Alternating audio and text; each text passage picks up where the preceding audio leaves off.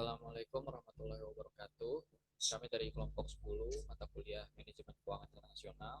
Kebetulan saya Fedi Ramadan dengan NIM akhir 073. Rekan saya Gede Praspati Wirabagaskara dengan NIM 096. Siswa Fakultas Ekonomi dan Bisnis UPN Veteran Jakarta akan mempresentasikan materi tentang Direct Foreign Investment. Untuk bagian pertama akan dijelaskan oleh rekan saya.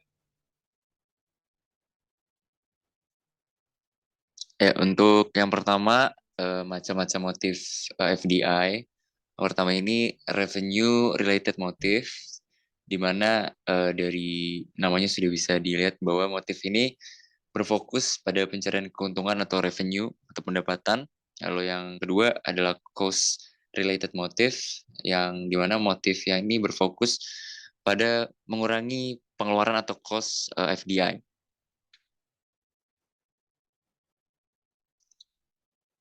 Yang pertama, revenue related motive. Jadi revenue related motive ini menarik sumber baru permintaan dan mendirikan anak perusahaan dan mengakuisisi pesaing di pasar. Lalu masuk ke pasar, menekan atau mengakuisisi kompetitor yang dominan di pasar lokal. Lalu mengeksploitasi keuntungan monopoli, maksudnya adalah memasuki pasar di mana kompetitor minim atau sedikit. Lalu bereaksi terhadap pembatasan perdagangan, yaitu mendirikan anak perusahaan di pasar di mana pembatasan perdagangan akan berdampak buruk pada volume ekspor. Lalu yang terakhir adalah terverifikasi secara internasional, di mana mendirikan perusahaan dengan siklus berbeda di market dan pasar. Yang selanjutnya adalah cost related motives, di mana cost related motif ini menggunakan manfaat dari skala ekonomi yang baik. Maksudnya adalah mendirikan perusahaan di dalam pasar yang tarif produksi murah dan ekspor efektif. Lalu menggunakan faktor produksi asing masuk ke dalam pasar yang tarif sumber daya yang murah.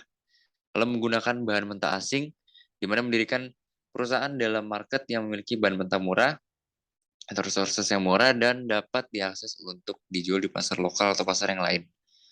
Kalau menggunakan teknologi asing, di mana melakukan kerjasama atau mengakuisisi teknologi asing untuk mempelajari terkait dengan proses produksi asing atau dipakai untuk mengembangkan operasi perusahaan sendiri. Yang terakhir adalah merespon berbagai perubahan dengan cara mendirikan perusahaan di mana mata uang lokal lemah tapi akan kuat dalam beberapa waktu ke depan. Baik, selanjutnya ada motif ego manajerial dalam menjalankan DFI. Perusahaan multinasional lazimnya melakukan direct foreign investment dilandasi dengan motif meningkatkan laba perusahaan dan mensejahterakan pemegang saham. Sebagai tambahan, untuk mendiskusikan motif lebih jauh, dalam menjalankan DFI, ternyata pihak manajemen perusahaan masih memiliki motif lain, yaitu ego. Pertama, para manajer mungkin akan mencoba untuk memperluas divisi mereka pada skala internasional jika kompensasi yang mereka terima mungkin akan meningkat sebagai hasil dari ekspansi. Kedua, banyak manajer tingkat atas memiliki porsi saham perusahaan yang besar dan hal ini tidak menutup kemungkinan akan mendorong manajer untuk mendiversifikasikan bisnis perusahaan dengan cara internasional dalam rangka mengurangi risiko. Tujuan ini pada dasarnya tidak akan memuaskan pemegang saham yang menginginkan perusahaan untuk fokus pada meningkatkan labanya. Bagaimanapun, hal ini akan membuat para manajer tingkat atas yang ingin menurunkan risiko merasa puas, sehingga harga dan nilai saham jadi lebih stabil. Para direktur perusahaan dapat mencoba untuk mengawasi tujuan dari proyek internasional untuk memastikan bahwa DFI akan dipergunakan untuk kepentingan para pemegang saham. Selanjutnya, membandingkan keuntungan DFI dari berbagai negara. Sebagian besar perusahaan multinasional mengejar DFI berdasarkan ekspektasi mereka dalam memanfaatkan satu atau lebih keuntungan potensial pada DeFi. Keuntungan potensial pada DeFi bervariasi pada setiap negara. Contohnya, negara di Eropa Barat memiliki pasar yang mapan di mana permintaan pada sebagian produk dan jasa memiliki volume yang besar. Dengan demikian, negara-negara ini mungkin menarik di mata perusahaan multinasional yang melakukan penetrasi pasar karena mereka memiliki produk yang lebih baik daripada apa yang sudah ditawarkan di pasar. Negara-negara di Eropa Timur, Asia, Amerika Latin cenderung relatif memiliki tanah dan tenaga kerja yang dengan biaya yang rendah.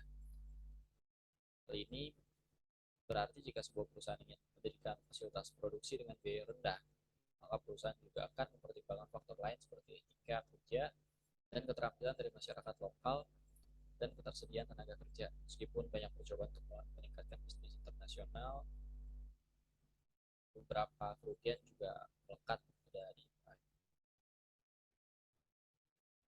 Selanjutnya, membandingkan keuntungan pada dimensi waktu. Bagaimana situasi yang terus berubah seiring perjalanan waktu, begitu juga kemungkinan keuntungan dalam melakukan investasi asing langsung di berbagai negara. Oleh sebab itu, beberapa negara mungkin menjadi target yang lebih menarik di saat negara lain mengalami penurunan pasar. Pilihan alternatif target DeFi berubah seiring perubahan waktu. Contohnya, Kanada sekarang menerima proporsi yang lebih kecil dibanding masa lalu. Lebih dari setengah dari semua DeFi yang dilakukan perusahaan Amerika berada di negara-negara Eropa. Contoh lainnya, peningkatan pada Amerika Latin sebagian dikaitkan pada pertumbuhan ekonomi negara tersebut yang tinggi, yang mana telah mendorong perusahaan multinasional untuk mengambil kesempatan dalam meraih keuntungan pada sumber daya baru dari permintaan produk mereka. Sebagai tambahan, perusahaan multinasional juga telah menargetkan Amerika Latin dan Asia untuk menggunakan faktor produksi yang lebih murah dibandingkan di Amerika. Selanjutnya, pandangan pemerintah lokal atau host country terhadap DeFi. Pertama, insentif untuk mendorong DeFi. Setiap pemerintah suatu negara harus menimbang keuntungan dan kerugian dari suatu investasi asing langsung pada negaranya. Hal ini mungkin akan membuat insentif untuk mendorong beberapa bentuk dari DeFi, pembatasan untuk mencegah bentuk lain dari DeFi, dan memaksakan kondisi tertentu untuk beberapa bentuk DeFi lain. Kedua, ada pembatasan DeFi.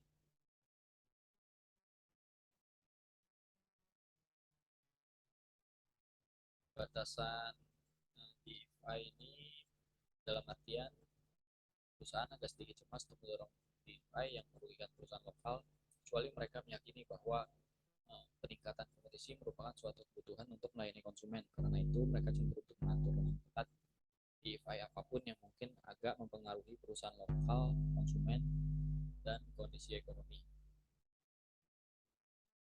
Lalu dalam pembatasan DeFi ini dibagi menjadi pembatasan protektif, yakni semua negara memiliki satu atau lebih agen pemerintahan yang merger dan akuisisi. Agen-agen ini memiliki kemungkinan untuk mencegah perusahaan multinasional dari mengakuisisi perusahaan di negara mereka jika mereka berpandangan bahwa hal ini akan memberhentikan pekerja. Mereka bahkan mungkin akan membatasi kepemilikan asing atas perusahaan lokal. Pembatasan selanjutnya adalah pembatasan yang dikenal dengan istilah red tape. Contohnya adalah persyaratan prosedur dan dokumentasi. Perusahaan yang ingin melakukan DeFi adalah subjek dari perbedaan rangkaian persyaratan setiap negara. Kemudian pembatasan berikutnya adalah pembatasan industri. Perusahaan lokal dari beberapa industri di negara tertentu memiliki pengaruh yang penting terhadap pemerintah dan akan cenderung menggunakan pengaruhnya untuk mencegah persaingan dengan perusahaan multinasional yang mencoba untuk melakukan DeFi. Kemudian pembatasan lingkungan seperti etika bangunan, sisa material limbah industri, dan kontrol polusi adalah contoh dari pembatasan yang dilakukan pemerintah yang memaksa anak perusahaan untuk mengeluarkan biaya tambahan. Misalnya, banyak negara Eropa pada masa kini yang memaksa peraturan anti polusi dengan lebih keras sebagai akibat dari berbagai macam masalah yang timbul. Kemudian ada pembatasan regulasi. Setiap negara juga memaksakan peraturannya terkait dengan pajak, penukaran mata uang, pengiriman laba, hak pekerja, dan ketentuan lain yang dapat mempengaruhi aliran kas perusahaan. Beberapa negara mungkin mewajibkan perlindungan hak tenaga kerja yang luas. Jika demikian, maka manajer harus lebih mencoba untuk menghargai atau memberikan reward pada pekerja demi efisiensi produksi sehingga tujuan tenaga kerja dan pemegang saham dapat selaras.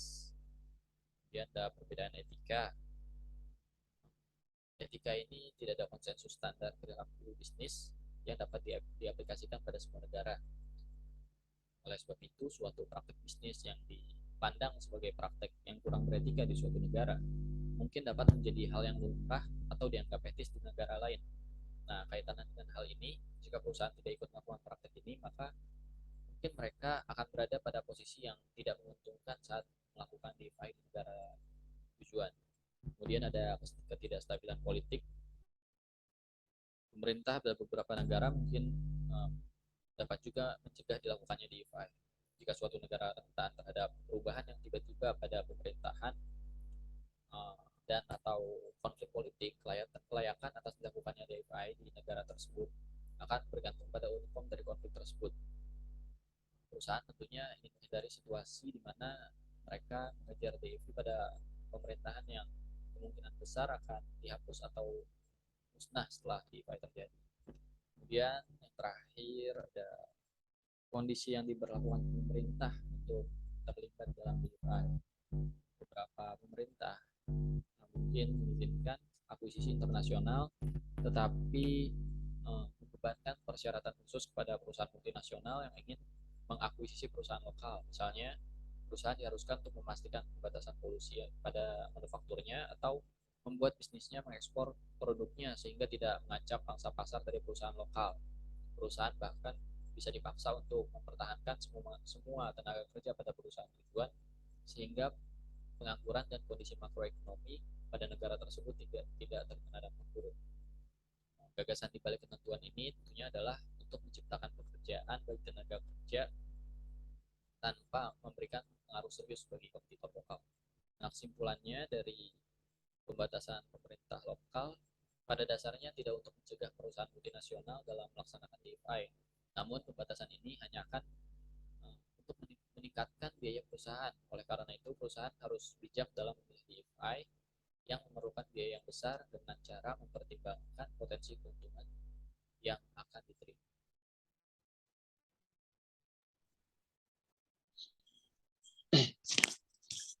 Baik, selanjutnya ada kasus di mana Monterico membangun sebuah fasilitas untuk memproduksi dan menjual produk kesehatan di Amerika Serikat.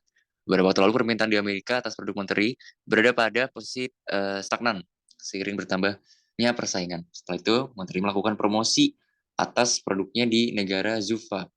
Karena di negara itu tidak begitu banyak kompetitor. Strategi promosi yang dilakukan Monteri di Zufa meraih kesuksesan. Hal ini dapat dilihat dari nilai ekspor Monterrey ke negara Zufa yang mencapai 40 juta dolar. Namun, tahun ini pemerintah Zufa mengenakan kuota impor yang memberikan pengaruh pada terbatasnya volume produk yang dapat Monterrey ekspor ke Zufa, sehingga laba yang Monterrey hasilkan dari aktivitas ekspor ke Zufa menurun menjadi hanya 10 juta dolar. Monterrey mempertimbangkan untuk mendirikan sebuah fasilitas produksi di Zufa untuk menampung permintaan dari negara asing atas produknya. Di sisi lain, sambil menghindari pembatasan kuota, Pertabel Monterrey menginginkan untuk mengidentifikasi keuntungan potensial serta hambatan dan risikonya dari melakukan DFI di Zufa. Manajer keuangan menyadari bahwa DFI di Zufa harus dipertimbangkan secara serius demi beberapa alasan. Pertama, dengan mendirikan anak perusahaan di Zufa, Monterrey dapat menghindari pembatasan kuota impor yang dikenakan pemerintah. Monterrey percaya bahwa jika mendirikan fasilitas produksi Zufa, maka hal ini akan menghasilkan penjualan senilai lebih dari 40 juta dolar yang telah dicapai sebelum pembatasan impor. Lalu yang kedua, satu-satunya produsen produk kesehatan lokal di Zufa sebagian dimiliki oleh pemerintah dan Monterrey. Kompetitor sangat tidak efisien yang mana mungkin akan membuat Monterrey secara mudah meningkatkan pangsa pasarnya dengan cara menawarkan harga yang lebih rendah atau kualitas produk yang lebih baik dari kompetitor. Ketiga, kompetitor lokal di negara Zufa memberikan gaji yang sangat tinggi dan jaminan pensiun pada karyawannya. Beban operasional Monterrey di Amerika adalah sangat rendah, sehingga ia mengira bahwa hal ini akan memungkinkan dirinya untuk berproduksi dengan biaya yang lebih rendah dari kompetitor. Keempat, pemerintah setempat biasanya memberikan pelonggaran pajak atas penghasilan anak perusahaan asing untuk menarik lebih banyak DFI. Bagaimanapun, tetap ada argumen kontra yang perlu dipertimbangkan. Di antaranya adalah mengapa tidak ada yang melakukan DFI di Zufa. Mengapa tidak ada entrepreneurs lokal yang memulai bisnis alat produksi kesehatan untuk memanfaatkan peluang ini? Baik, selanjutnya kita masuk ke pembahasan. Nah, pertanyaan-pertanyaan di atas dapat diberikan pernyataan bahwa Monterrey tidak bisa mempertimbangkan DeFi di Zufa kecuali ia telah menerima sinyal yang jelas dari pemerintah atas perizinan produksi dan penjualan alat kesehatan di negara tersebut. Monterey juga perlu untuk melakukan penilaian apakah pemerintah SUFA berkemungkinan untuk memperlambat proses lisensi untuk melindungi perusahaan lokal yang sebagian dimilikinya. Jika pemerintah berencana untuk memprivatisasi satu-satunya pesaing lokal, maka hal ini akan menguntungkan bagi Monterey karena hal ini berarti bahwa kompetitor tidak akan dilindungi oleh pemerintah yang dapat membebani masa depan Monterey. Namun, privatisasi juga mungkin dapat membuat kompetitor menjadi lebih efisien sehingga membuat Monterey menjadi lebih sulit dalam berbisnis. Hukum tenaga kerja yang berlaku di negara setempat dapat memaksa Monterey untuk memberikan lebih banyak keuntungan pada karyawan. Hal ini di sisi lain menimbulkan fakta bahwa hukum ini mungkin dapat menjadi alasan mengapa kompetitor menjadi sangat tidak efisien. Monterey mungkin menjadi sama tidak efisiennya di bawah hukum ini. Di sisi lain, karyawannya yang berada di Amerika juga memiliki kemungkinan akan menuntut keuntungan yang sama seperti yang Monterey lakukan di negara Zufa. Terkait dengan pajak, bahkan jika Monterey diberikan keringanan pajak oleh pemerintah, hal ini tidak akan berarti apa-apa jika perusahaan tidak bisa memperoleh lisensi bisnis untuk mengoperasikan anak perusahaan di Zufa atau biaya tenaga kerja yang tinggi menghalangi perusahaan dari beroperasi secara efisien. Lebih jauh, jika Monterey membayar pajak dengan tingkat yang lebih rendah, hal ini akan membuat perusahaan membayar pajak yang lebih tinggi di Amerika atas hasilan yang disetorkan. Setelah mempertimbangkan berbagai poin, Monterey juga harus memperhatikan kemungkinan dampak yang dapat mempengaruhi operasinya di Amerika. Seperti jika ia mendirikan anak perusahaan di Zufa, maka fasilitas produksi yang berada di Amerika tidak lagi dibutuhkan untuk memproduksi produk kesehatan yang sebelumnya diekspor ke Zufa. Jika demikian, maka Monterey mungkin harus memberhentikan sejumlah karyawan di Amerika yang bekerja di fasilitas produksinya. Baik, sekian yang dapat kami sampaikan. Kurang lebihnya mohon maaf. Wassalamualaikum warahmatullahi wabarakatuh.